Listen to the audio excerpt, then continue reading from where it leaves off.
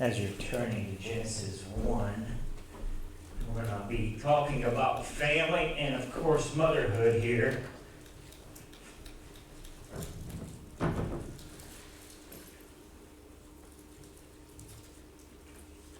Wishing everyone a happy Mother's Day.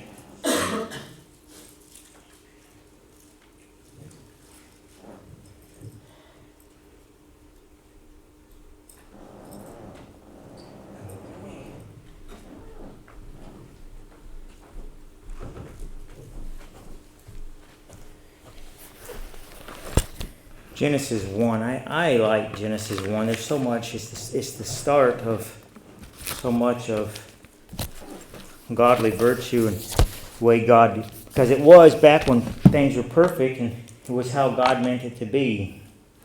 We can learn a lot from Genesis 1.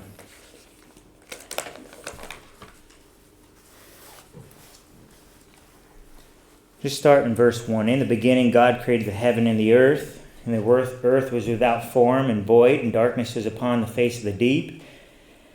And the Spirit of God moved upon the face of the waters. And then we have creation here. Now, the 6 days of creation, and of course resting on the seventh. And kind of skip down here into the 20s. Look at verse 24. And God said, "Let the earth bring forth the living creature after his kind, cattle and creeping thing, and the beasts of the earth after his kind. And it was so.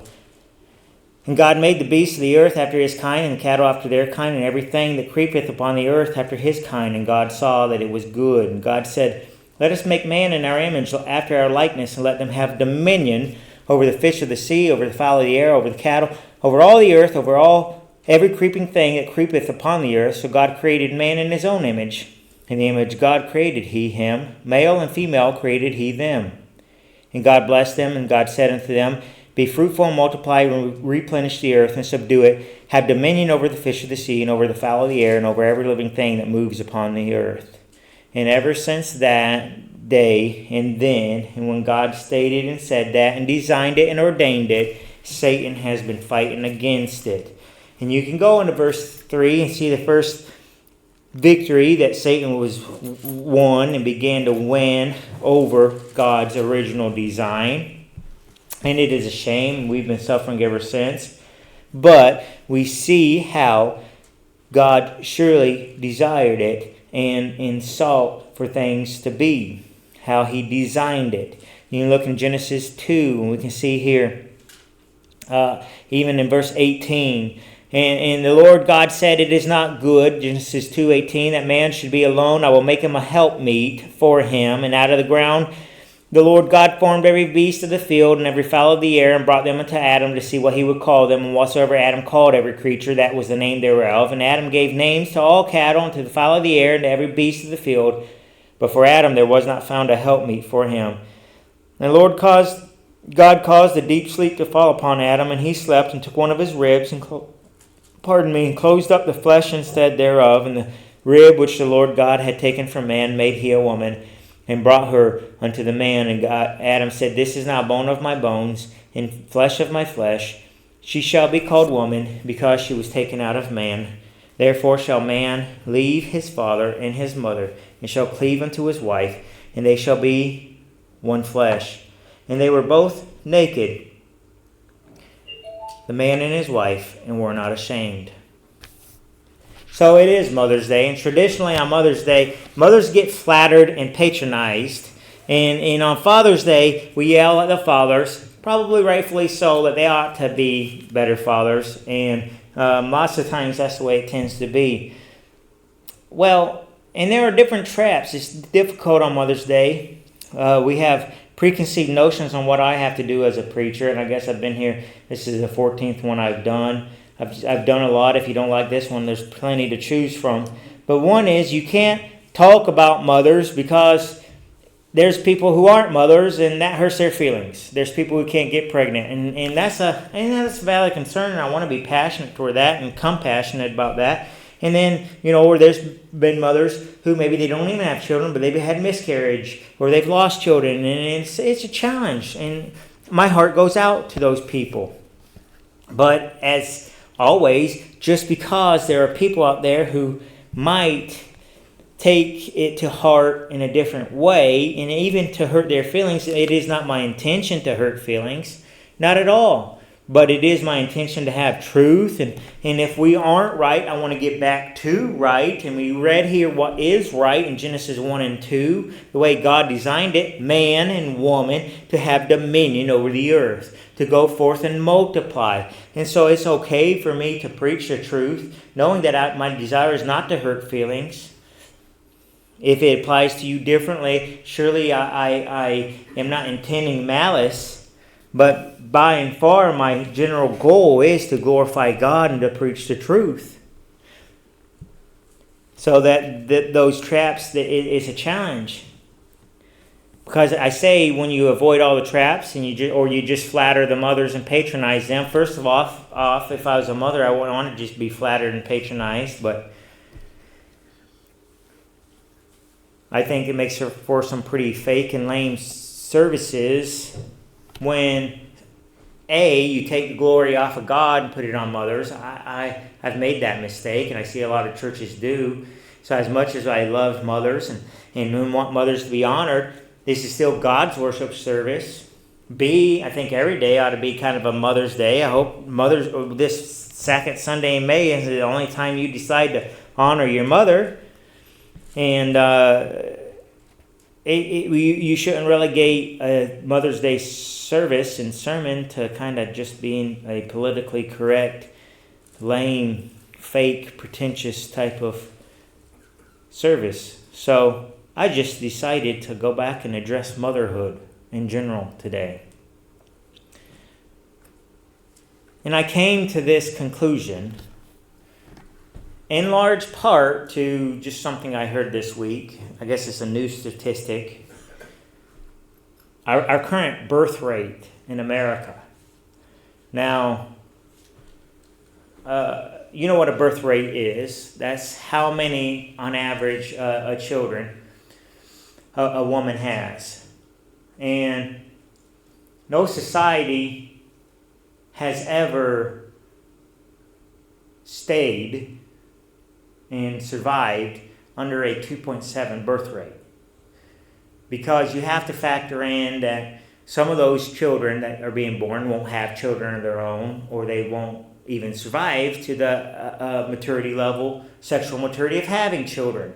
So a man and a woman need to have at least 2 to replace themselves, and then they need to have 0.7 in order to replace all those that won't have children. So just to flatline, so statistically speaking, to flatline in our death rate and fertility rates, you need a 2.3. That's statistics. Scientifically speaking, you have to have a 2.3 to maintain population.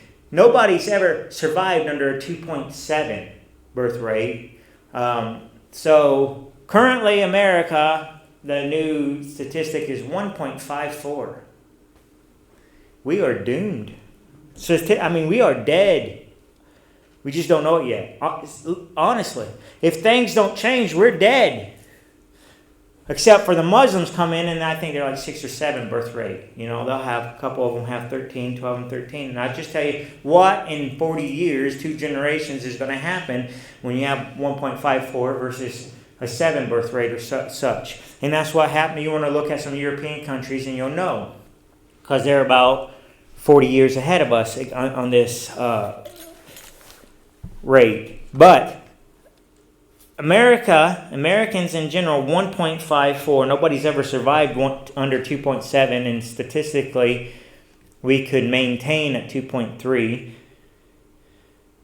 But we're at 1.54. So Mother's Day here in the USA, I'll just say, objectionably, you understand when I say objectionably, that subjectively is my opinion. Subjectively speaking, I could go this way. You have a different opinion, I have a different opinion. Objectively speaking would be, now here's the facts, and facts don't care about your feelings type of a thing. Objectively speaking, 1.54 birth rate says we do not care about motherhood. So I don't even know why people make a big fuss about Mother's Day, because obviously we don't care about motherhood because we have a birth rate of 1.454. What do we care about? Money and fun, I guess. Objectively speaking, what do people care about? I guess careers. The priority for most women today is a career. It's not motherhood. And if they have children, they farm out everything that they can except the recreation. They get together, everybody has an individual life, and they get together to have socialized recreation together after work, after school, on the weekends. But everybody has their individual life and their individual goals. Care about career and success and money and fun. We are literally, objectively, scientifically doomed as a society unless there was dramatic change happening.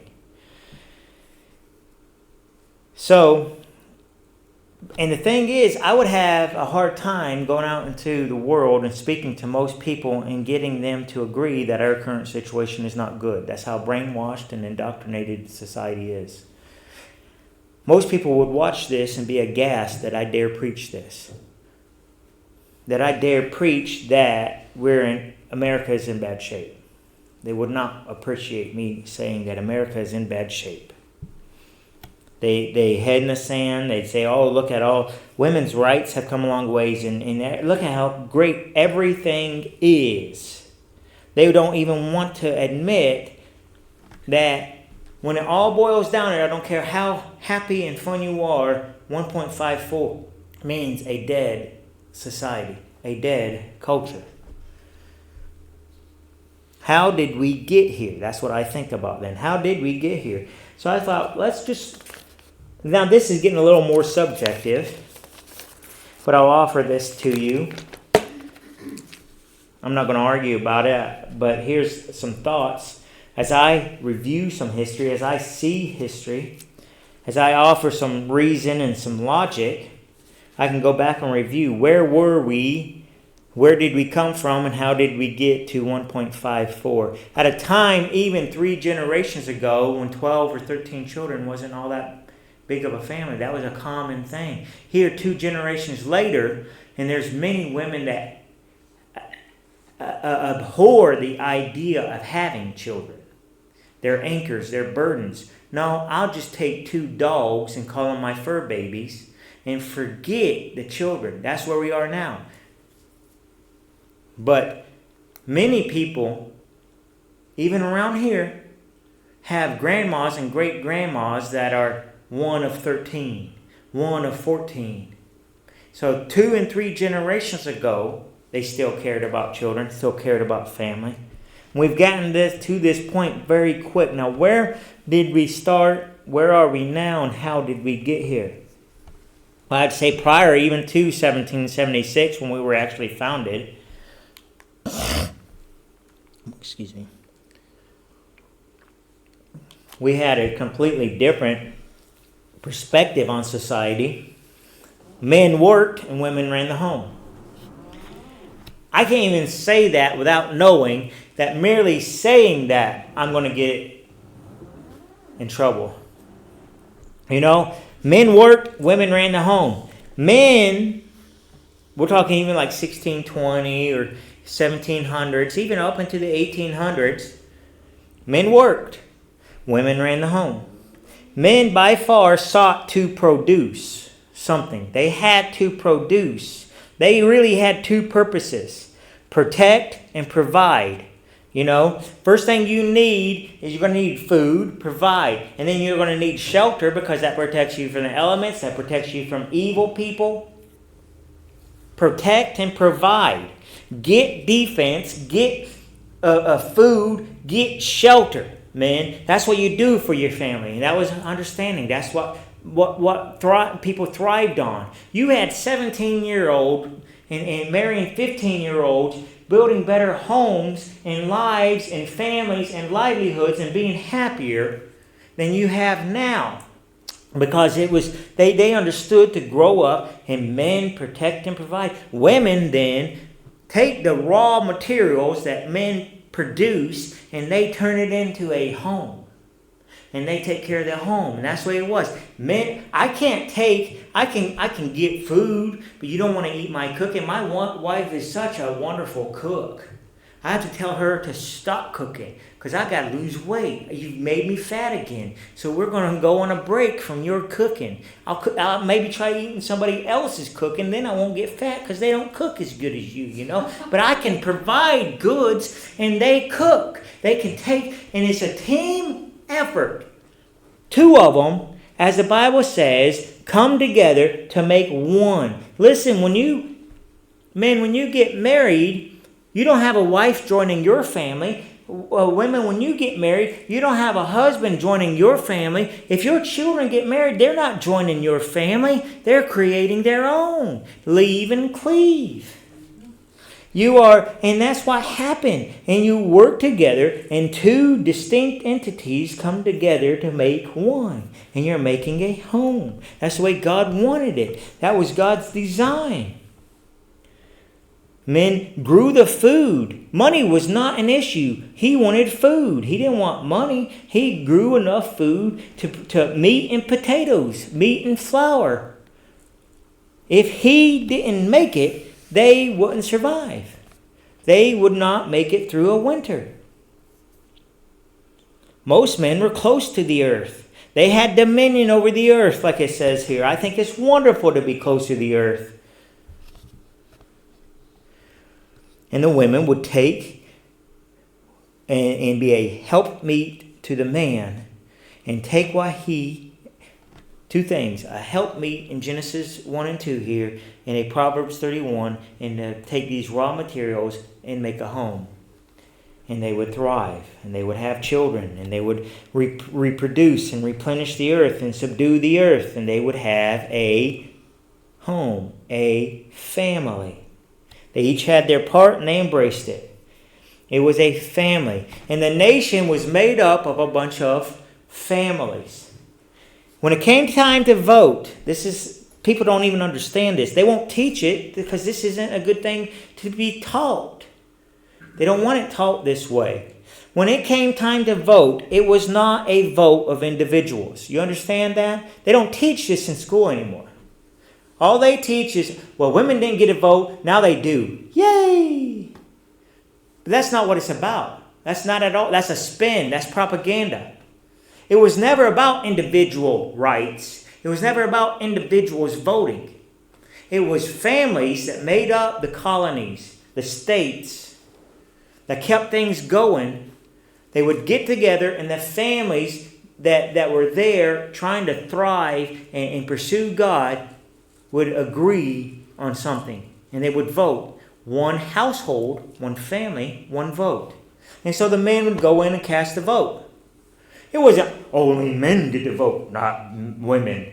Bonk women on head, men run everything. That is not what it was, and that's the way it's portrayed. It was never, we hate women. No, it was, we have a family here, and our family votes this way. So the men just go and cast a vote. The women were fine with that. They had a home to run. We have something, we want to decide who leads, who's going to be sheriff. Our family votes this way. Men go vote. It was not a nation of individuals. It was a nation of families seeking to glorify God. In fact, it wasn't just a family. You had to have property in order to qualify. You had to be a productive citizen. Some of the colonies, actually each colony, each state decided what their own people would be. Some said you had to be a tax-paying member of society, or you had to be a property-owning member of society. You had to be married. Some said, actually, you had to be Christian. Don't ever let them tell you that this was not founded as a Christian nation. You literally had to be Christian. Now, anybody gets to vote. No prerequisite. What happened between... So, I'll tell you what I say happened. At a time when it wasn't about individual liberty, it was about families going forward to raise more families and what would be good. The men would cast the vote for the family. You had to be a part of a family, a household. They called it households. Even in the censuses, they took census by household because it was that household and that family that was going to maintain and continue the country. So those decisions were made by families bent on kind of what would be best going forward for families in the country. As the years progressed, and I believe wholeheartedly that Satan was behind all of it, the manipulation and the perversion of Satan, to get it away from the Genesis 1-2 model, the 1 and 2 model, to get it away from families. He put into people's minds, certain people with big mouths and loud people who got their way, said, hey, it's not about family. Let everyone vote. The women should be able to vote. It's not fair that women don't get to vote. And so it's women's suffrage. And we see that it is taught to us that women were suffering a grave wrong that was righted when they got to vote.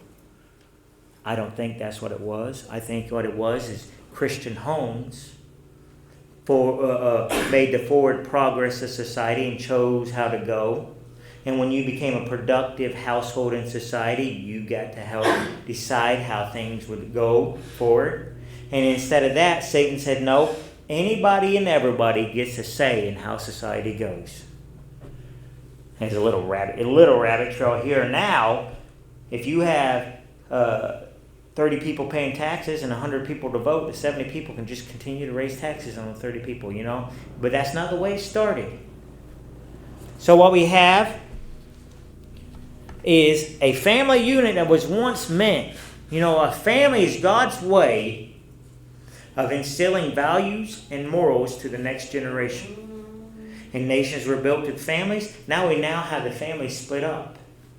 It was a huge victory for Satan to ever do away with a family-based model and go to individuals. When you're a lion, do you go right into a big, huge flock to eat?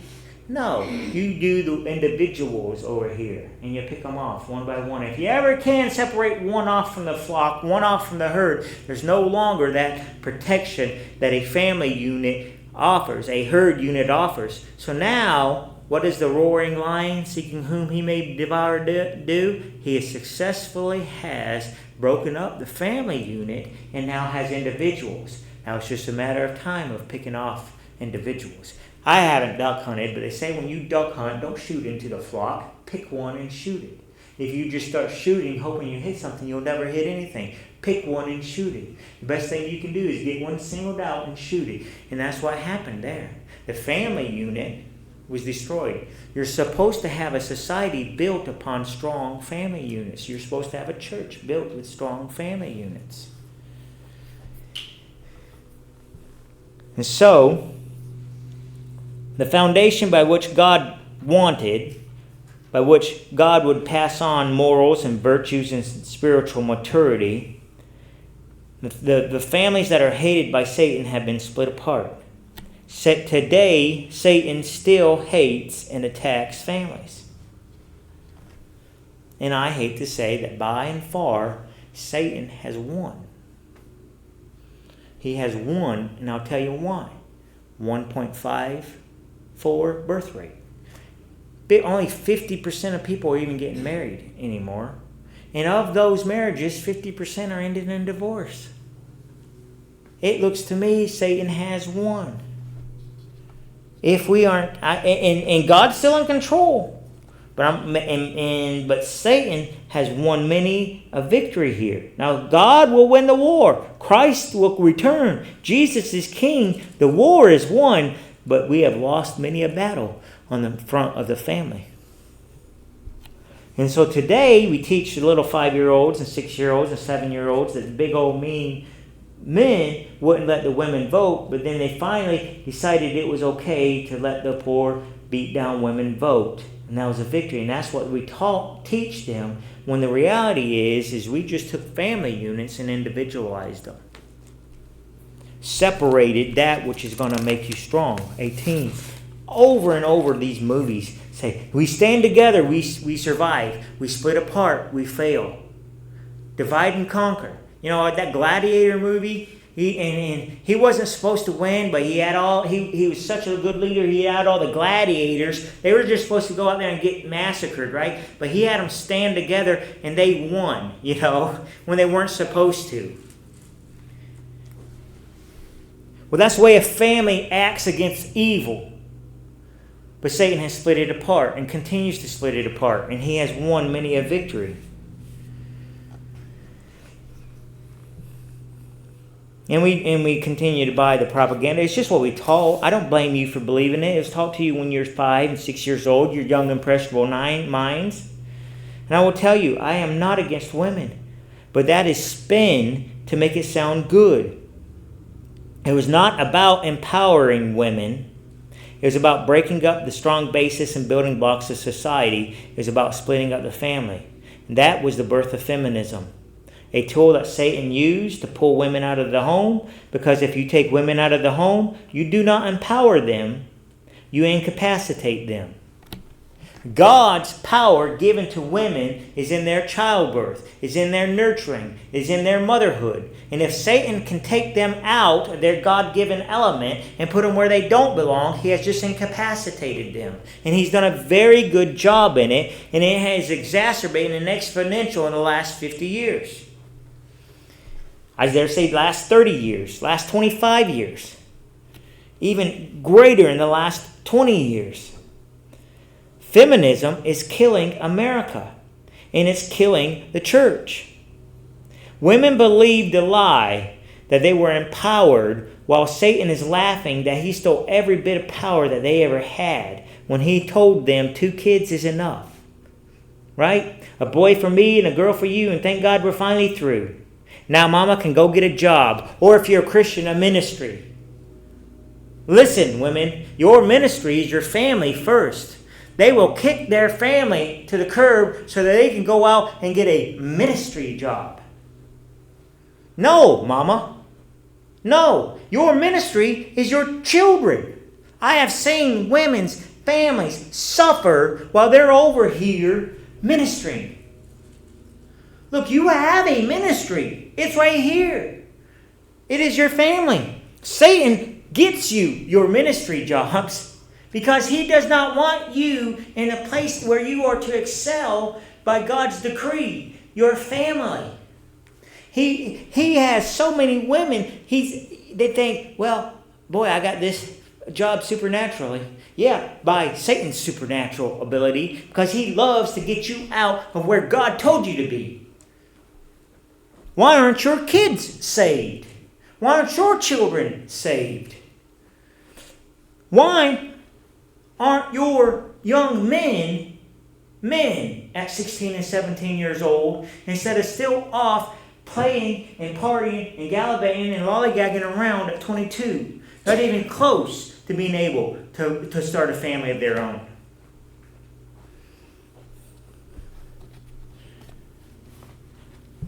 Feminism has done that under the guise of empowering them when they actually incapacitate them. Women have been neutered, spiritually speaking, by giving them careers and taking away their motherhood. You can look at me cockeyed, and I don't think it's the people here, but anybody watching this video, if they dare watch it. But the 1.54 birth rate tells me I'm right and tells me you're wrong. Satan loves women pastors, but he hates godly mothers. He's happy to give you a ministry job and only 2 children, because you won't survive one more generation with that. The family was poisoned, And we've been dying a slow, miserable death all the way along. Now no longer a nation of families, a nation of individuals on their own, easy to pick off by Satan. So now Satan goes and sets about getting men and women out of the home into their own separate lives. Split apart. All day long, split apart. Don't let them be a family. Don't let them toil together and work on goals together. Don't let them be on the same page. Give men a paycheck. Make it about money. Make women jealous of the paycheck. Give them a paycheck. Now we no longer care about food and shelter. We care about money. Getting as much of it as we can, as fast as we can, as hard as we can. If the man has to leave the home all day, who cares? Bring in that paycheck. In the 50s, I remember Jan Michelson, wonderful radio host. He said time and time again, he said, I was raised on a one-income home when my dad worked at a pack. Now the pack, they buy cheap labor. That's the where you work when you can't do anything else. It's not paid real good. But he said, my dad grew up and raised his entire family. He was only income on one living wage working at a pack. Now you don't do that. What happened? Well, they got the men to leave the home. Then they made the women discontent and figured, well, if one income's good, then how about we double that up? Satan told the moms that they were the stay-at-home mothers that they were losers if they weren't bringing home a paycheck too. They had no value if they didn't have a paycheck. We're going to value people by how much money they have and make. Your mothering and motherhood is valueless. You are valued at 0. You only value at what your 1040 says you are valued at. You got to have a paycheck. Again, society bought into that lie. And by satanic design, we now have 2-income households. And when there's 2 incomes, who's taking care of the orphans at home? 2 incomes and you still can't afford your children today. I know many people who won't have children because they say they can't afford them. Or they only have 2 because that's all they can afford. 2 incomes and now you still can't afford them. When you start valuing by money and how much money you make, all you have to do is make the money worth less, which has been going on. Inflation. So now, who's heard of dinks? You know what a dink is? A dink, they're proud of it, my generation. They go around proud that they're dinks. Dual income, no kids. D-I-N-K. They said we're dinks. We can do whatever we want. We're dinks. Dual income, no kids. Proud of it. Now they just accomplished their bucket list in life. Guess what? We got that Porsche because we're dinks. Dual income, no kids. And children just become something to put on their bucket list. Going to go to the Bahamas next year. Get that marked off. Go to a Morgan Wallen concert. Get that marked off the list. I think I'll buy a Porsche. Mark that off. Go to Spain, maybe. Yeah, and then maybe I'd like to have a corgi, And then maybe I'd like to have a child. And then maybe I'd like to go see on a cruise. And it's just on the list of things to do when they get the money to do it. There's no value in that. No value at all in family and children and life. As our divorce rates go up and marriage rates go down and abortion rates go up and birth rates go down. I'm going to say it later. I'll say it now. You say, Pastor, that's not a very good Mother's Day sermon. You're not valuing Mother's Day. Listen, I wish people would value motherhood as much as they want me to value this day. I wish they would have that much value for motherhood in general as they want me to put on this day. 200 years ago, families made up societies and they would help each other. They started out, you get like 4 or 5 families in an area, and they'd help each other out, and they'd have children, and they were all minding their own business, but they'd get together and say, you know what, let's make a little cabin here, and we'll have a little church, maybe where we could get married, maybe we have a wedding during the week, or during winter when things are slow, we'll send all the children there, and one mother or one older girl would teach all the children at one time how to read and write and do math, and they start up with a one-room schoolhouse, but then as two incomes came along, and things get worse and worse, or Satan gets better and better at splitting the families. He's got men off on one area, women off on another area, and the kids have to be somewhere. So we force taxes and build bigger schools and more people to take care of these orphans that's been left at home because both parents are working. You say, well, you sure are hurting my feelings because that's the way I was raised, or that's the way I raised my children. Listen, I don't mean to hurt your feelings, but that's not the way God designed it. And if anything, you're a victim of Satan's lies and manipulation, and you're a victim of society. And in that sense, you should be cheering me on to stop the next generation from that, or to put a stop to this. I mean, we're at a 1.54 birth rate. Somebody needs to be hurling themselves in front of America as we are spiraling towards the cliff of doom. And we just want to give out flowers and play some special music on Mother's Day. It's like if we knock the brakes out and we're going for the cliff. And we're like a whole busload of people, and everybody in the bus is singing Kumbaya. As we're going down a mountain towards a cliff, and we're just contentedly, hey, somebody break out the Pepsi and Ritz crackers, and we sing some Kumbaya and hug everybody in here. Somebody needs to be up there pumping the brakes or steering us off course because the cliff is coming. That's all I'm doing. You say, you're messing up the vibe. Well, it's going to be really messed up at the bottom of that cliff. But Satan has stolen women from the home, put them in tax rolls. Families used to live off of one income. Now we split the income and we have two incomes, right? Men and women, except the government gets to tax them both. That was a good deal for the government. Used to tax the income one time. Now we get two more taxes people to tax, and they get it. We'll take those taxes and we'll come over here and build a bigger school so that you can do something with your children and get the children out of the home and get them taken care of for the day so they can come over here and work and make some more taxable income. And that's where we're at in society. I don't think that's what God intended. I don't think God intended for the government to raise children. I don't think God intended for society to raise children. You put them all in one place, and then all Satan has to do is control the curriculum. Spoiler alert, he does. So we put all the children in one building.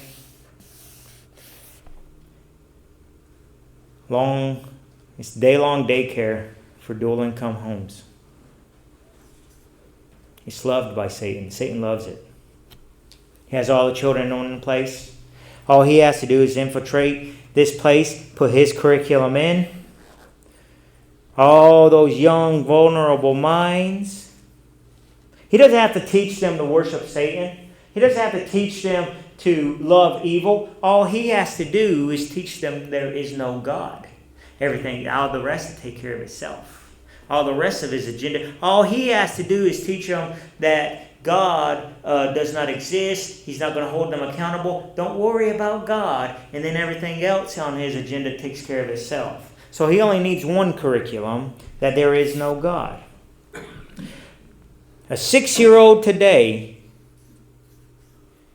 you understand, he gets hold of those 5 and 6-year-old minds, and in 12 years he's indoctrinated another member of society that's deciding where this society is going. In 12 years. A 6-year-old today, you take a 6-year-old today, 6 years old. In 12 years, they're going to be voting for who's president. 6 years old, put them through 12 years of public indoctrination system. they decide who's president. They don't have to know anything. All they have to be is 18. And so many of these children are going through. And you say, well, you're being pretty hard on the public schools. Satan doesn't control the curriculum. Doesn't he, though? You know what Satan would do the moment he controls the curriculum? Remove God. Just remove God. That's all he has to do. Now, I want to ask you, even in our good school, we got good schools. We're not inner city ghetto schools, Pastor Adam. Let's go down here into South Tama and sit at any given time and see if we hear about God. You won't. Now, who's behind that? God's not behind it. It's certainly not God that's teaching children about stuff absent of Him. Remove God. Last week I talked about standing on principle regardless of the consequences. And here's a principle to stand on. Mothers ought to raise their own children. Paychecks are tempting. I understand it. And maybe you've been there. Maybe you've made choices. Paychecks are tempting, but not worth it. It's not worth it to put the mother in the world and put the children as orphans to be raised by a public school Satan curriculum. You say, I can't be a teacher. I've seen some of the teachers, and I say, yes, you can be a teacher. And I say, I can't be a teacher. I guarantee you will do a better job in the public school system, which fails to even teach that there is a God.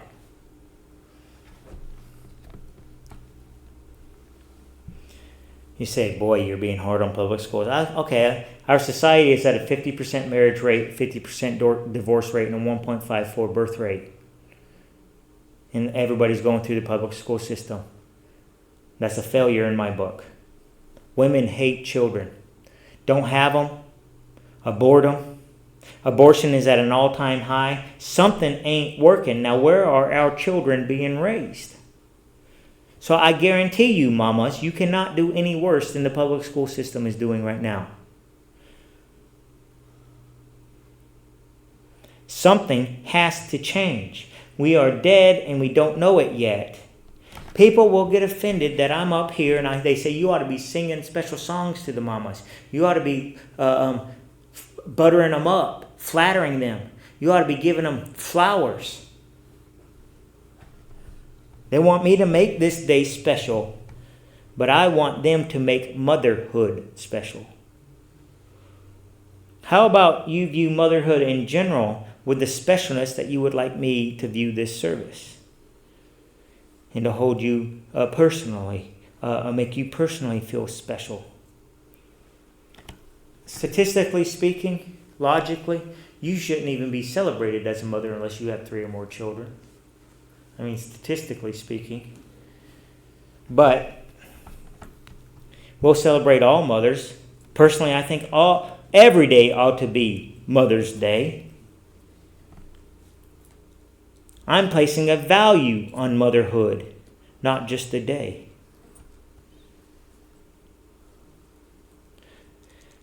People say, well, I can't even have children. Adopt. I know a family now who's adopting them like crazy. Got like 8 of them. Adopt. I'll put you in touch. Adopt.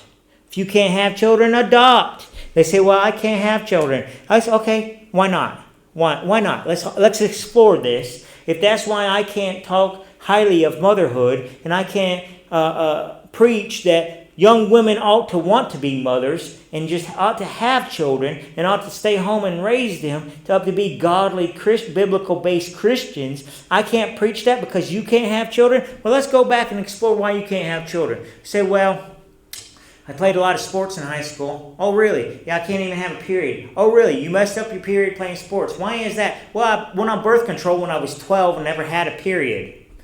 Yeah, let's pump your body full at 12 years old so that you can play games and then wonder why you can't have children. Maybe stop prioritizing. Where'd you do that at? Public school? Yeah. Maybe stop prioritizing fun and games and start prioritizing motherhood.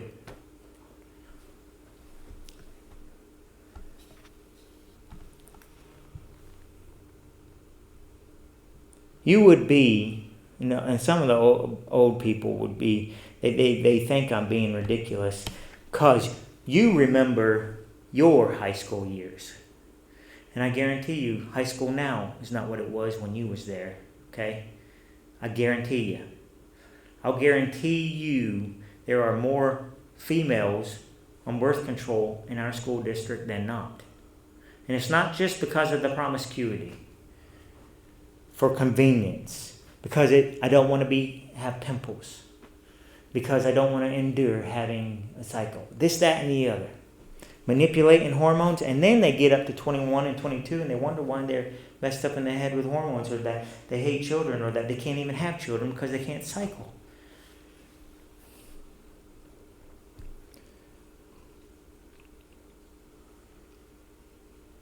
Then they can't have children, and I can't preach on the value of motherhood because it might hurt their feelings because they don't have children.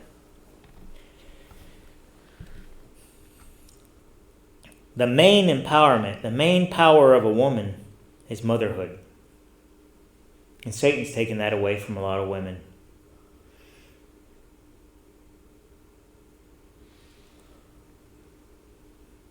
It's not a paycheck. It's not a career. It's not fun. It's not experience. It's not education. It's not church ministry. It is family. It is home. It is children. And yes, it is even being a wife. I mean, we could go through here. You understand that God put an instinct into woman to desire her husband? To desire a husband? But we're not talking about being wives. I certainly don't get distracted with that. I just want you to understand that motherhood is one of the biggest powers that a woman, and the most fulfilling thing that a woman will ever know. And I dare say being a wife would probably be right on par and higher. Certainly should come before being a mother, which I don't even think we got that right in this society.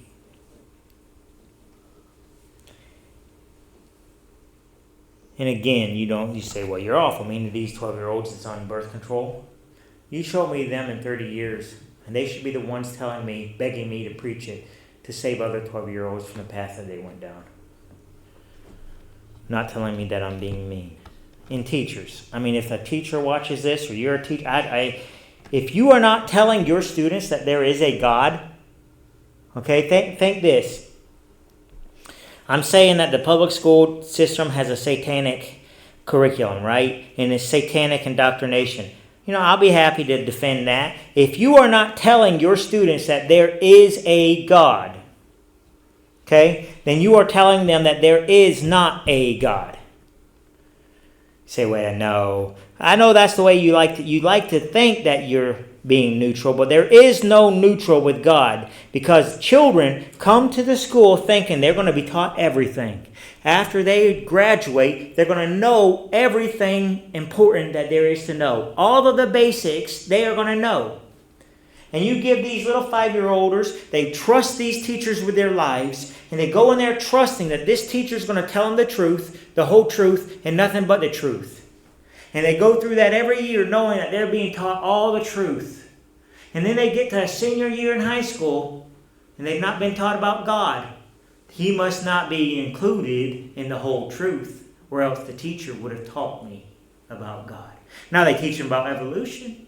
They teach them about a Big Bang. They teach them about things that do not include God, that infer that there is no God. They don't say there's no God. They just infer there is no God, but they certainly don't teach there is a God. And I say, if you are a teacher and you're not teaching that there is a God, you do a grave misjustice to that child who thinks he's getting the whole truth. And that is a curriculum from Satan. You say separation of church and state. Listen, atheism is a religion, and you teach atheism, you can teach that there is a God.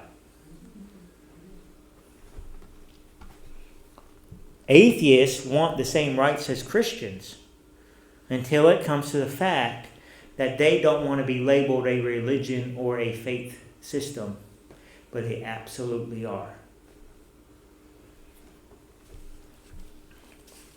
You cannot tell young children that they were evolved or that infer there's a big bang, that we accidentally were created through happenstance. That is what Satan teaches, not what God teaches, not what the Bible teaches. Absolutely, society is going to make it easy for you to give your children over to others to raise. They'll take my money, build a big school, pay big money to teachers. You say, oh, teachers aren't getting paid much. They say they ain't getting paid much.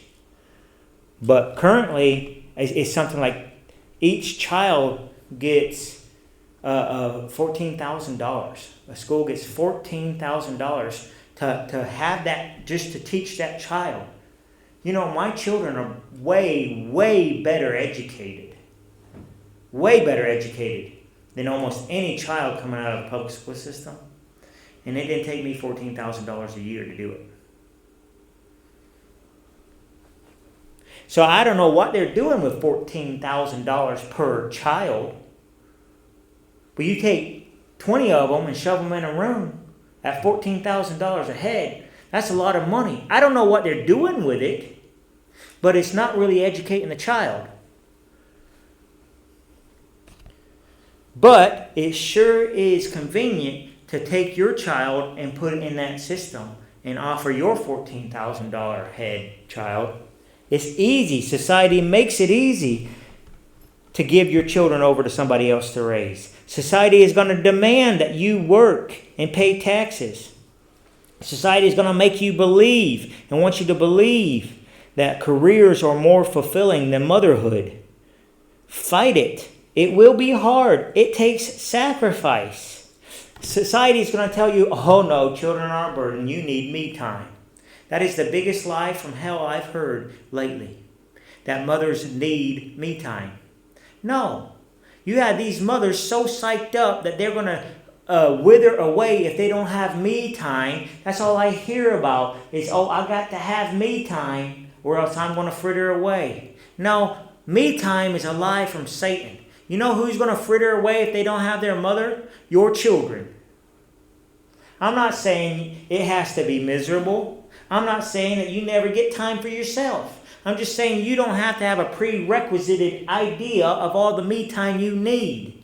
You need to stop thinking about yourself. And on Mother's Day, you ought to have children that love you so much. It just is a joy, and they want to make your life easy and give you me time. You don't need to take it for yourself. My life is so much easier when there ain't babies. I know the period of babies is hard. It takes sacrifice. It's so tempting to take those little rugrats and put them somewhere else and pay somebody else to deal with them. But I'm so glad I didn't. I'm so glad my wife didn't. It takes sacrifice. It's going to be hard. I'm not saying it's not. But it will be worth it. It will be worth it when they grow up, but it will be worth it in eternity. I know there's a period, and I know people, they lived through an era when this thing was just getting started. It's not to the degree it is. It's not as blatant as it is now. I know you might not fully understand what I'm trying to tell young mothers, but trust me when I'm telling you this. Mothers need to start taking back their children from the government. They need to raise their own children. God empowered them to do it, and Satan's the one that steals that power from them and tells them a career is what they want. I say this maybe by God's grace, it is not too late to come back from a 1.54 birth rate. Refuse society's standards. Choose God's standards. Choose motherhood. Deny yourself. And if it's too late for you, pass this this passion, pass this understanding on to somebody who it is not too late from. Don't tell your youngins not to have any more children, that they can't afford it. Somebody needs to have children, and lots of them, and raise them up to be godly, biblically based Christians. You need to empower people. I'm empowering you, or you need to empower others into motherhood, not into career. Listen, pets are not children, and children are not pets. And we've got that confused nowadays. People treat their children like little novelty things, and little trophies and pets. And then over here, you got people who don't want children, but they treat their pets like children. Pets are not children, and children are not pets.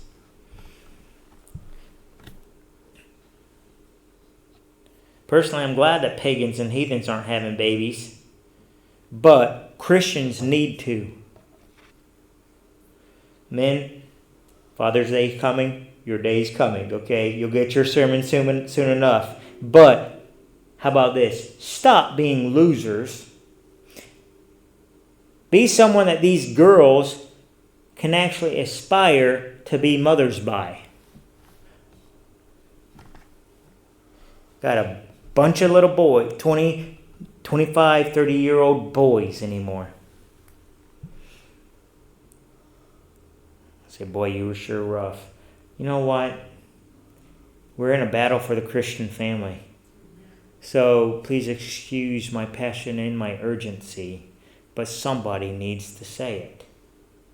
So many others are lollygagging their way right straight to the cliff, into oblivion. But I will not. Value motherhood. Be a mother. Be a mother many times over. Preach it hard to everybody you know to be a mother many times over. Then to take the time and the sacrifice to raise godly Christians. The fate of this country is dependent upon it. Let's pray. Precious Heavenly Father, in all that we have within our own realm and within our own world, I pray that we're right. When decisions come in our life on how to counsel others or how to do even our own life going forward, I pray that we always make decisions that will be correct. I know that I have made errors in my judgment. I know people sitting in this room, I know people that will watch this video in the future will have made errors and have been tricked by Satan, for he's a very deceptive foe, that have been manipulated by Satan, have been manipulated by a society that Satan is very infiltrated into, and we've done things that maybe have worked our way away from your godly design. I'm trying desperately, Lord, even as blunt as I am, to bring our country back into a godly design that values mothers as much as they value Mother's Day, and that it values family and children as much as they value giving flowers and sending cards on one day a year. May we change our entire perspective on family and life. May it start with us in our church. May it start with us and the influence that we have in people in our lives. Maybe this video, maybe the people here will have their own lives, people in their own lives that they can counsel that or encourage in motherhood and family and being a godly design of a household. I just still pray you have mercy and grace on us as a country. But definitely let us do our part in the meantime, whatever your future holds. Lord, we know you're in control. We look forward to Christ's coming. We look forward to what's in store, knowing that you have won. In Jesus' name, amen. 401.